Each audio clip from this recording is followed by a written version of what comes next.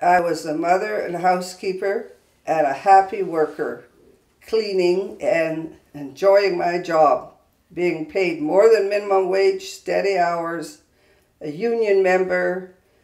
I had everything.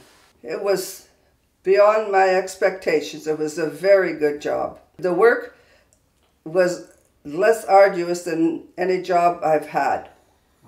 It was well within my skill set, with doing all the work that I was already used to at home. When I was hired, I was told I was replacing one of the men. And then when I started, when I opened the cupboard door to get the linens to make the beds, it was full of pornography. And I was kind of, I don't know, naive, innocent. I can hardly say I'm innocent at 32, 33. But I had never seen the centerfolds of a Playboy magazine, and the cupboard doors were filled, and I couldn't avoid opening them up. Yeah. It was very surprising for me. The first foreman of cleaning service, he pinched the bums of the women working there. I kept my bum out of the way, and I knew he was leaving in December, so I figured, okay, should be all right. But by April, May the following year, the new foreman came, and the first time he saw me was in the women's washroom.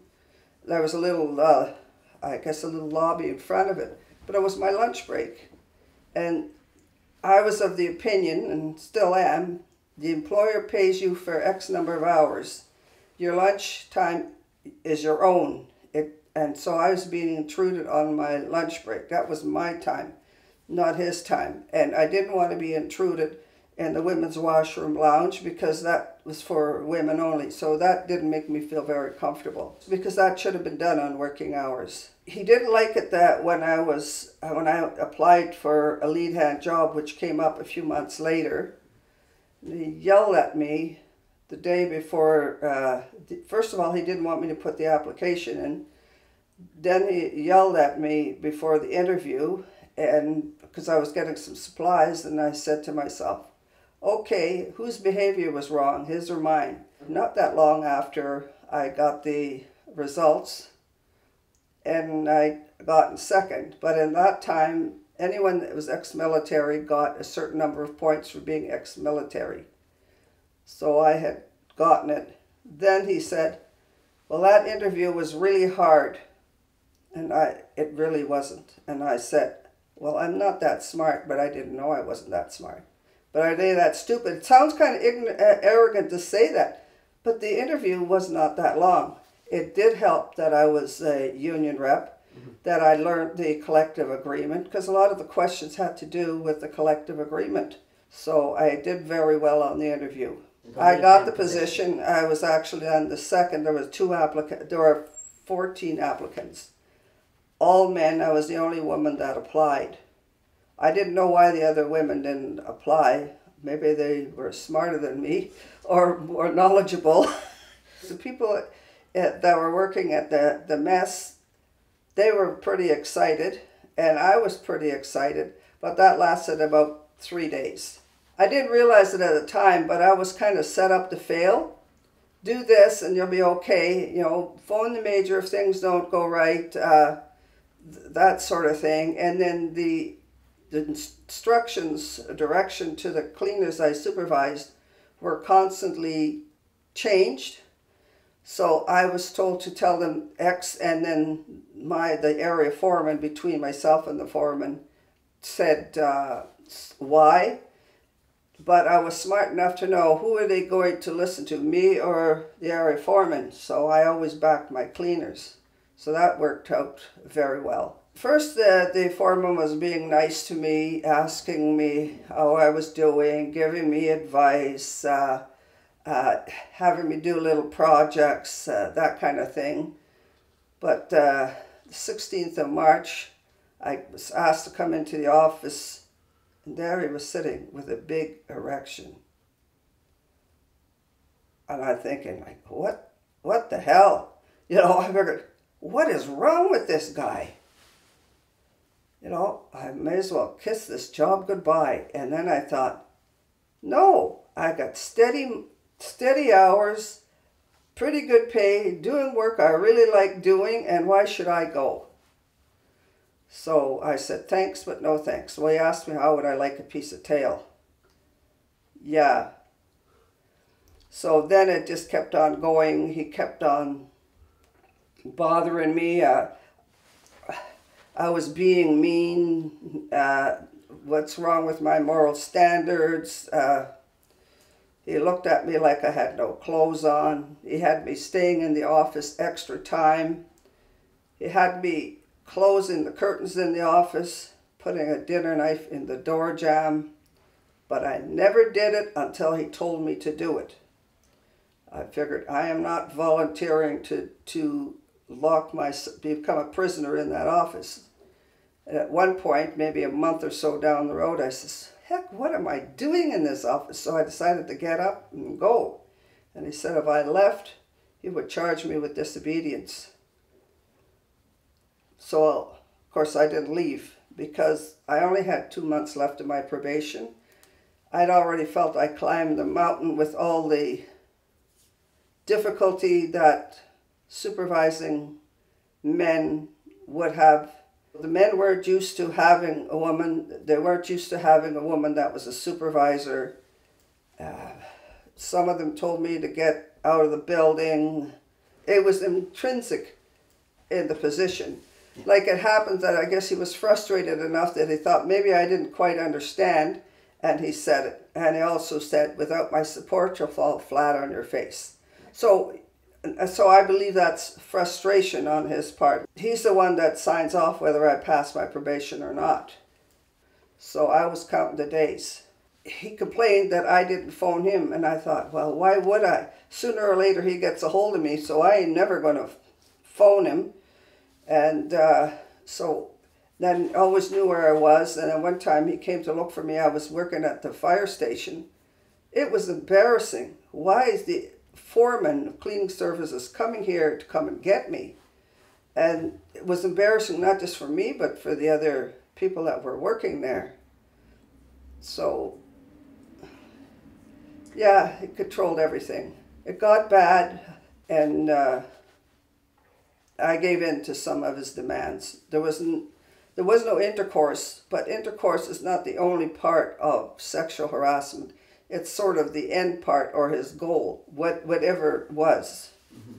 So he did touch me in places I didn't want to be touched. And then he went on holidays, and a day or two later, I had a typewriter.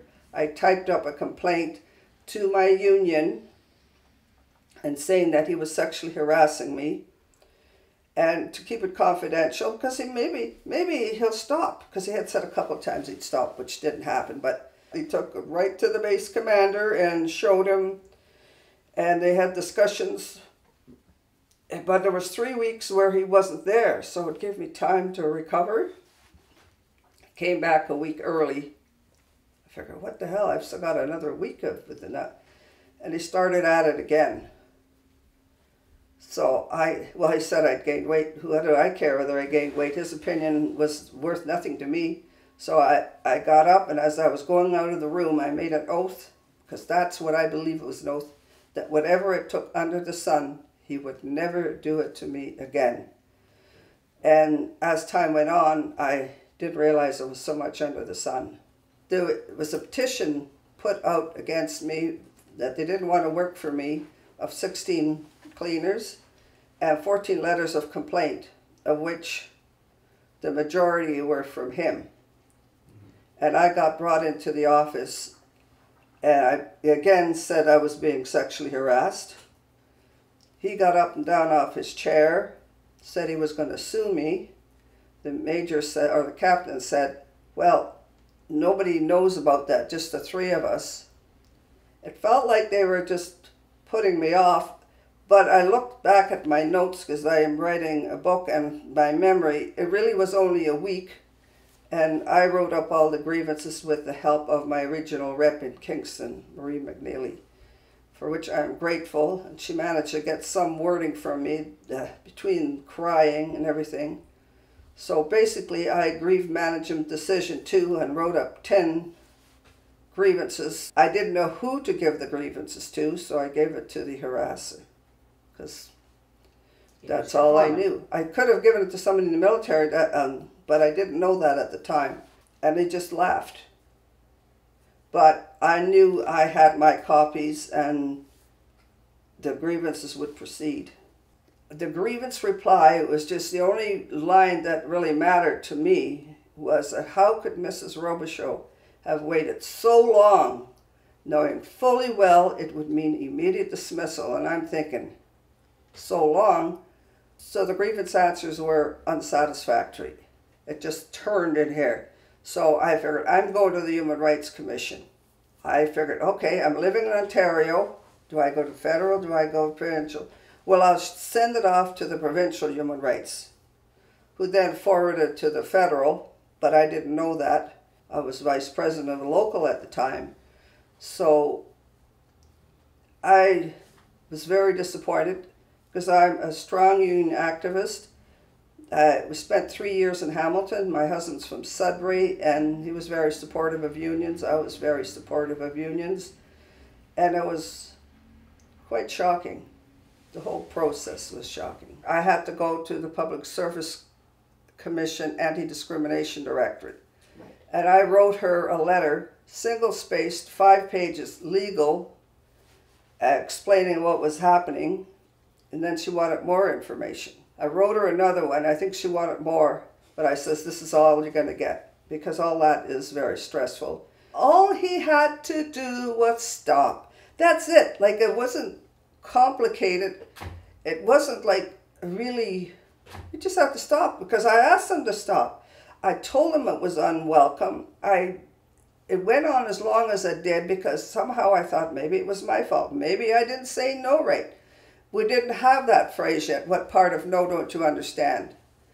So, and I wasn't giving up my job. So I had to endure that. I says, it's only 2 months. You can manage it. Well, like I said, even if my probation hadn't been up, I would have complained at that point, because I couldn't take it anymore. I already knew by then it wasn't going to be solved on the base. They even had me in, don't forget, I'm worried about being sued. The local executive, and I think somebody from Ottawa, from Union of National Defence Employees, were asking me questions. They were asking me these questions, and I'm trying to answer them. Hopefully I won't get sued over what I'm telling them. And I finally said, because it was like voyeurism, I finally says, I'm leaving. I suspected as I went along that I wasn't the only one being sexually harassed. I didn't really understand about being sexually harassed. Sure, my bum had been pinched and I'd been whistled at and other things, and even the cook in the restaurant where I worked, he'd pinch my bum, but it didn't threaten my job. It is just part of the everyday stuff. But I never experienced anything like what was happening on the base. So the Public Service Commission Anti-Discrimination Directorate, they said it should go to tribunal. Well, I had to look up the word in the dictionary. What is tribunal? So then the Human Rights Commission said they would take it. And then I met my lawyer in the spring, and there was a preliminary hearing. And when I came back, my husband was white as a sheet, and I'm thinking, well, I got the meals ready. They're a little older now. What's wrong? The sheriff had come and delivered the subpoena for the slander suit. So I phoned my lawyer, and he was really happy, so I figured it must be good for something. So we got the slander suit, and what was in it was wording that wasn't even my wording. So eventually it did go to tribunal, but my lawyer had me go for a lie detector test. Mm-hmm. I think they wanted to be sure I wasn't making it up. That's kind of bad, you know. Oh, well, anyways. And then because he sued me, he asked me, and I don't know, I think it was just to see my credibility. Was he circumcised or not? They didn't use the lie detector test for anything, nor was he circumcised or not. He wasn't, actually. So, and then he asked him if he wore boxers or briefs. There were so many attacks on me. I was walking back to go get some lunch, and my chin was scraping the sidewalk, and I was going to walk into the lake. I do believe that once the water hit me, I would have gone out, but it was just the worst moment from when I made my complaint. Because overall, as bad as it was better than staying silent. But then it was bad. They asked me how many children I had. And I told them, and then they asked me again, and I told them, and then they asked me again, and I said to them, if the number of children changes between now and the time I leave the courtroom, I will let you know. I just felt insulted, because having my children for me was one of the most important things in my life. So don't you insult me. You can insult me, but don't insult me about my children. And here's another little bit. Because of the biases that my lawyer and a lot of men have, when I first met him, he thought maybe I had my children out of wedlock as a teenager. There's no reason for that. I was married, and it doesn't really matter. There was no reason to behave that way. But it's the biases that are built into the system. The tribunal decision was, see, the Human Rights Commission had an agenda, is sexual harassment, discrimination on the basis of sex. I still wonder why they would even suggest it.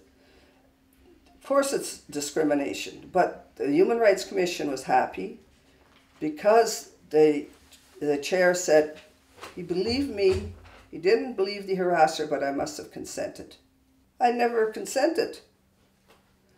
And I felt really bad. Like somebody, what it said to me is somebody can sexually assault you, do whatever they want, people watching on, and they can say, look at her, she's laying on the ground and she must be consenting. And I know that I didn't consent.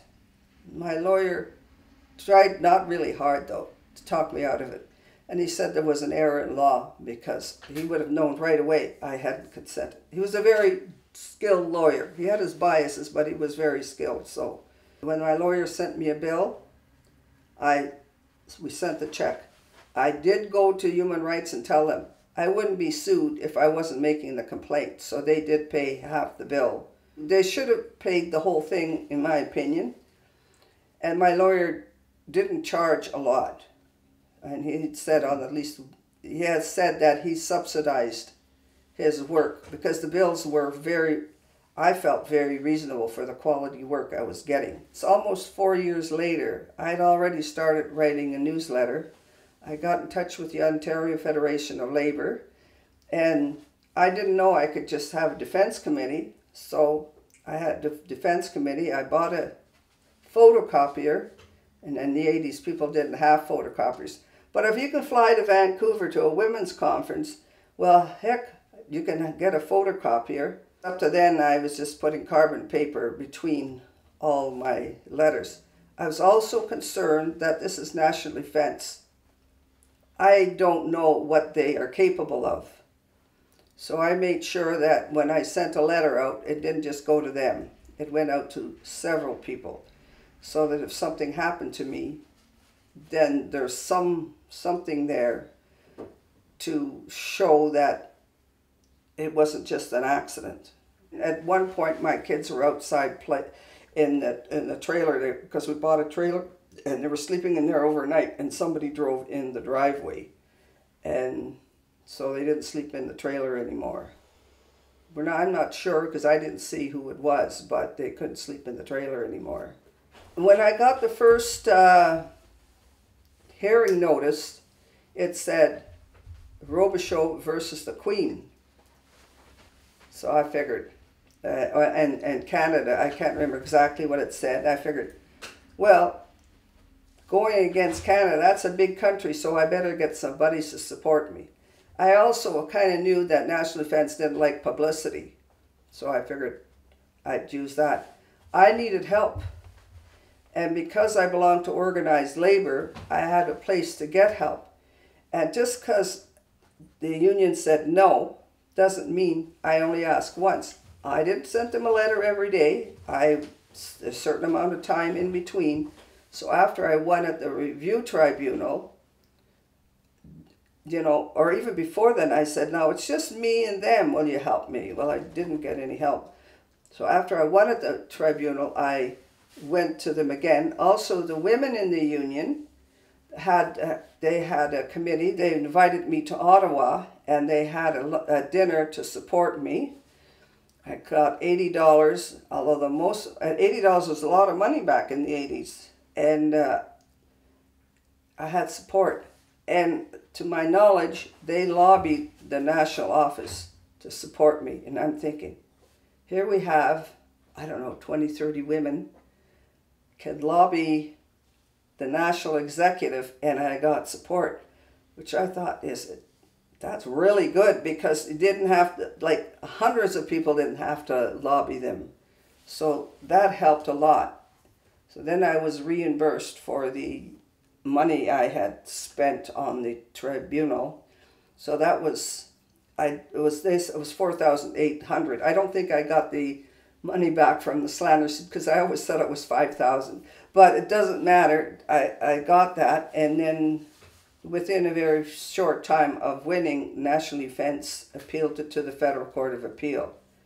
And throughout this time, I'm still working on base. I'm still having to deal with the constant, I don't know, abuse of authority. They watched me all the time, and they knew when I was somewhere where I wasn't supposed to be. So I didn't really think about it or notice it all that much. If I had to be somewhere else, and maybe they were told I had to be somewhere else, then I was approached as to why am I there. And I was brought into the office at least every other week. I was charged, at one time I was charged for an incident that dealt with immediate dismissal, dealt with destruction of property or explosives. There were dead flies on the windowsill. Anyways, the foreman put that in. He took some time off, and the other foreman, the charges were withdrawn. They were quite ridiculous. But I also had a lawyer by this time, whom I phoned. They put in my evaluation that I phoned a non-D&D lawyer, which was done on my own time and on my own phone bill. That's not something that goes on a job evaluation. Sent out a newsletter. So, because I knew how to type and file. I had bought a typewriter. I love typing. So I bought a typewriter not long after I got married with no letters on the keys, as I never wanted to forget how to type.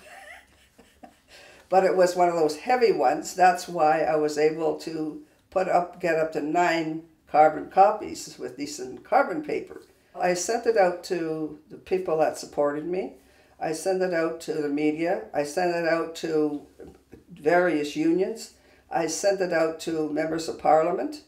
I sent it out to the opposition leaders. So the first mailing was about 200. And now I'd been sued, and I was a little nervous. And I says, you can't sue me for what you feel. So I put in what I feel. So that's how I did it. And it was about 500 by the time I stopped sending them out. And the federal court of 2 judges, because there were 3, 2 judges said that unless the minister harassed me himself or ordered someone else to do it, the government wasn't liable. And another judge said pretty well the same thing.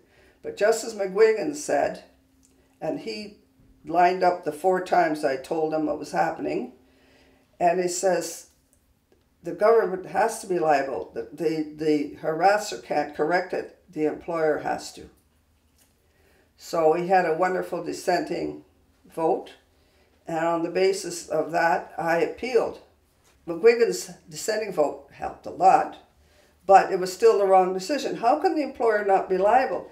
And the employer had to do something, because they made it very clear throughout the 6 years I worked after the complaint went in that they could have corrected the problem. They could have really stopped him, but they gave him free rein to do what he wanted. Certainly there were other things that were put in place as a result of what he did, but it didn't matter. If he was sanctioned for what he was doing, I was not aware of it. He was still there, and he still had the authority to do what he had to do, what he did. So the sexual harassment changed to personal harassment. Also, I went to every conference I could for women's support. I went to various different unions. A lot of unions sent in money and support letters.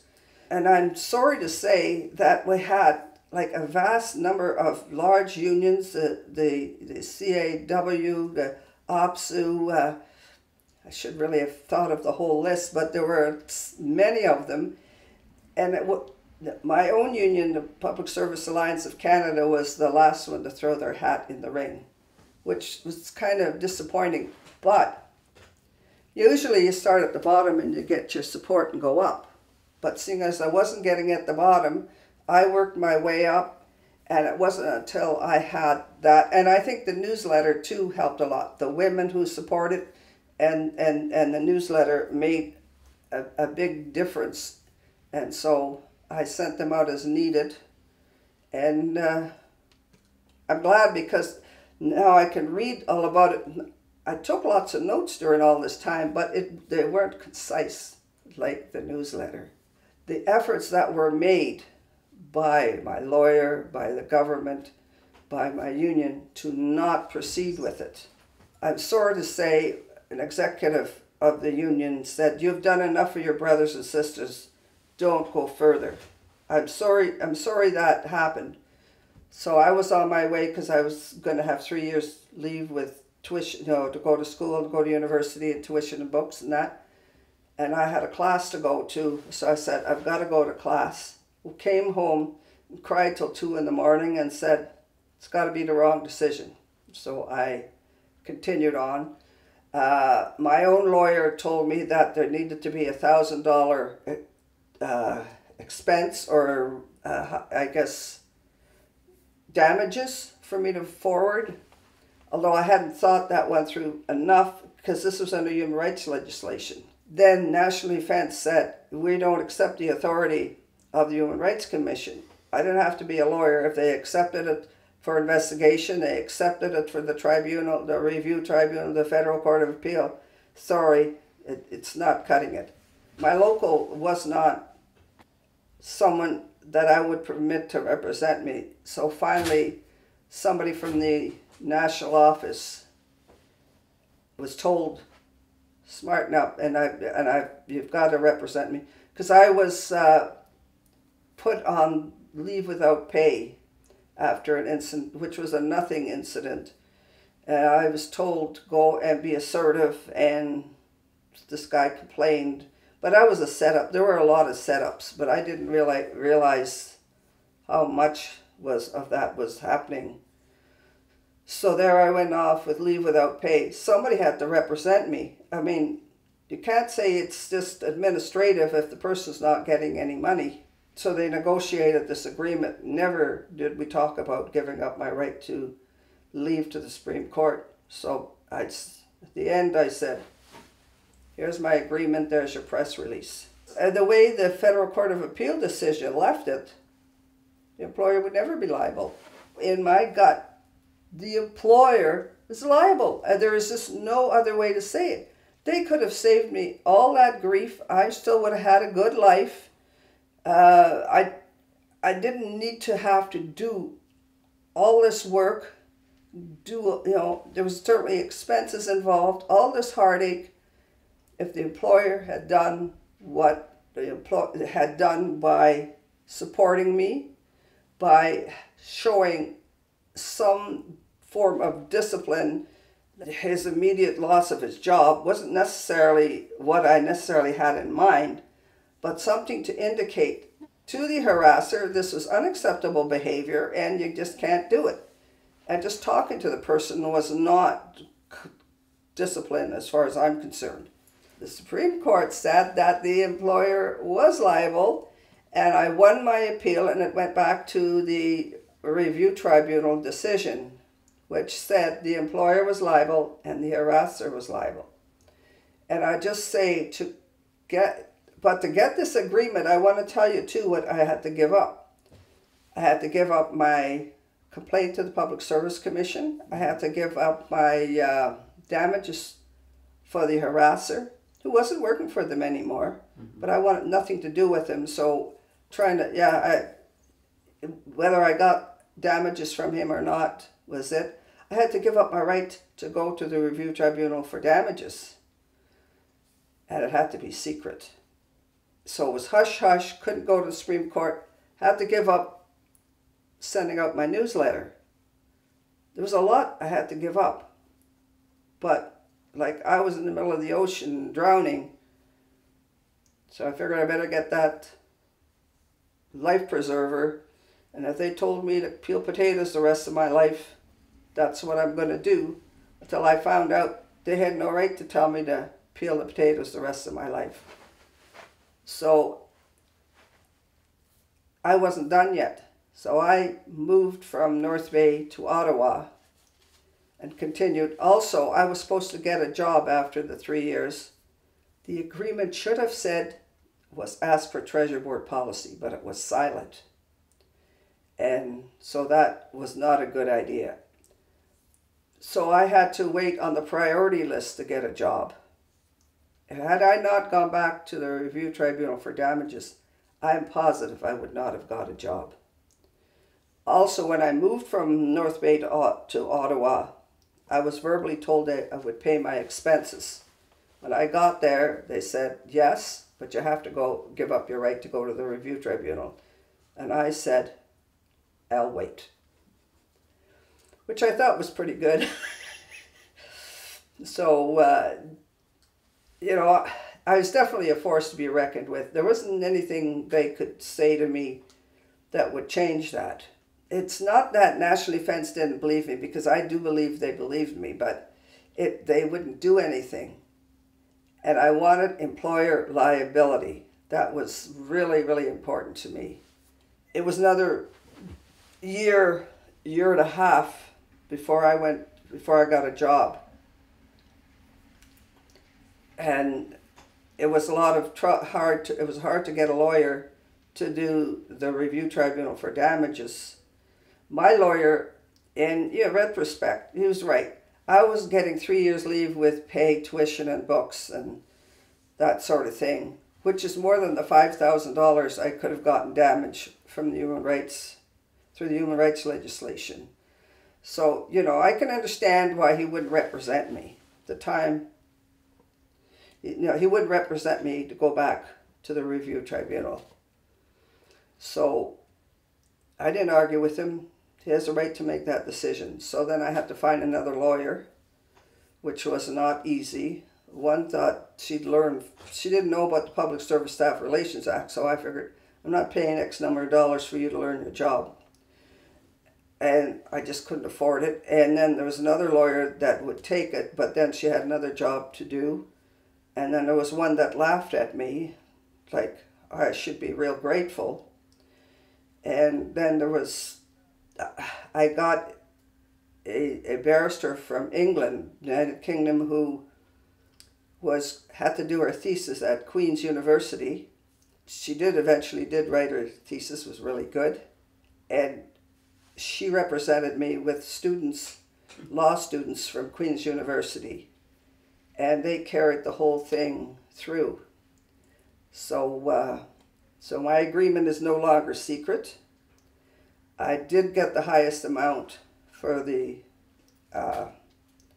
what the human rights allows. The lawyer representing National Defence or the government, at one point he said, besides saying I owed them money, he says, she shouldn't get the maximum. There was a woman in Regina who was raped and she only got $2,500.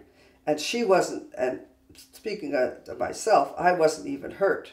It was pretty bad. I feel I outsmarted them, because the system is designed for women to not win. I didn't understand that. I broke through that system. At times, because I'm writing a book, at times it's still difficult. People say, well, put it behind you. It'll never be behind me. And I'm sure that there are a lot of women who also, they say, well, put it behind you. But it'll never be behind them. It fades, and it would have faded more, but I decided that writing a book was really important, because if we don't write our history, then it won't be written. There's support to be gotten in your union and in the community. If you don't have those resources, don't make yourself crazy over it, because not everyone has the resources and the skills to do it and support. And sometimes you have to walk away. And it's sad that we have to walk away. But I do believe there is more support and there are more resources, and employers, better educated employers, do understand that it's not acceptable behavior. Plus, they're losing a lot of good employees. I know in the government, even my own sister left their government job because she was sexually harassed.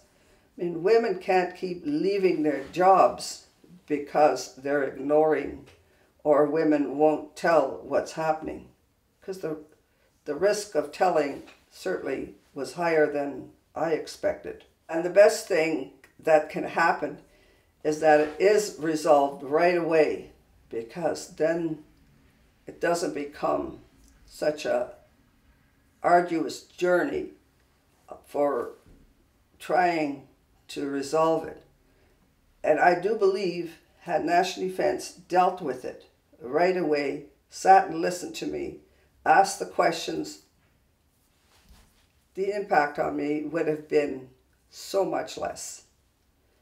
And I could have gone on raising my young children, because they were ages 6 to 11, or 5 of them, and that was the glory time when you have with your children, no diapers to change. They'd listen to you, you could take them places, you could have fun, and you could spend the money on their raising them and enjoying them, rather than having a do not disturb sign on your back. And I did get a job. I still stayed active with the union, and I retired when I decided to retire. So, and like I say, I stayed active with the union. It was still difficult because I went into another male-dominated job with ex-military people, but by then I'd gotten tougher, and if they got mad and they wanted to leave, better you than me.